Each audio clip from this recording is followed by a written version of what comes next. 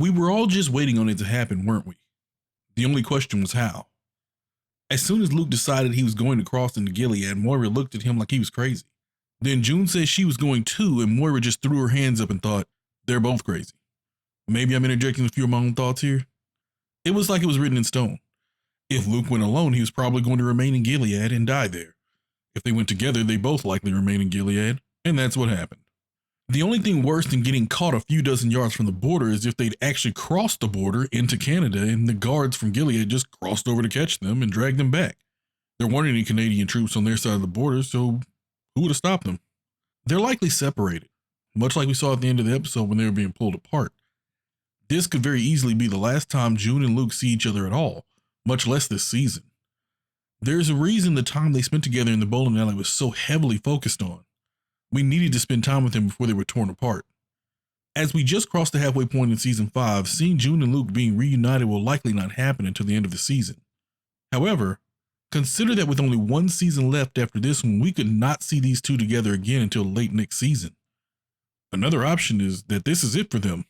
If June weren't the main character of this show, they're both dead within a day. Maybe Gilead interrogates them for information on the Mayday camps, but after that, these two should end up on the wall immediately. Probably not even wanting to hang them, but just executing them before that.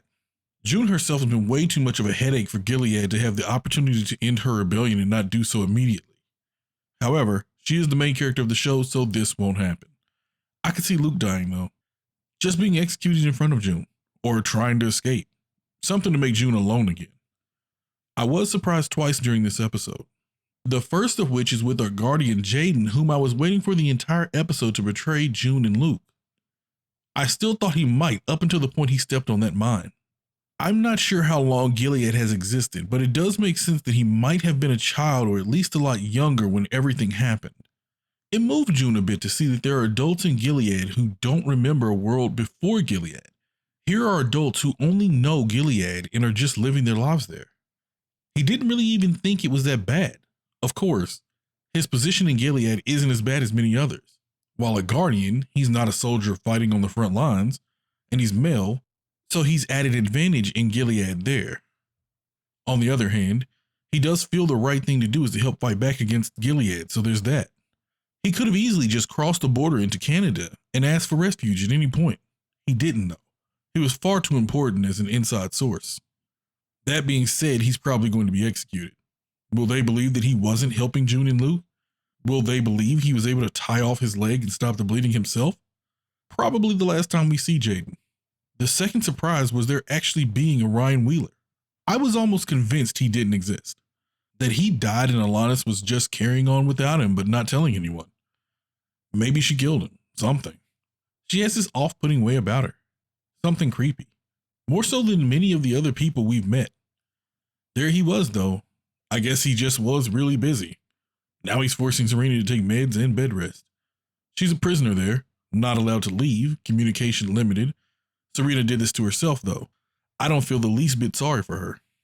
She could have just asked for refuge in Canada and lived her life there. But she believes in Gilead and no matter how bad it is for her, she thinks it's right. Two last things. Is Gilead allowing Serena some special exception to their rules? If I remember correctly, women aren't allowed to read. She lost her finger for that exact reason, right? So how is she supposed to be running the center, doing that paperwork and making those decisions? Shouldn't she have been turned in and punished? It's their dumb rule, but shouldn't they be implementing it? I couldn't help but think about that while she was trying to be so involved with turning the information center into a fertility center. Lastly, just a thought.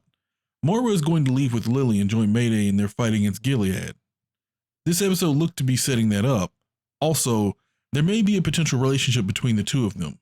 So will we ever see June and Luke together again enjoying a moment of happiness? Probably 50-50 at this point. Let me know what you thought of episode 5 in the comments below.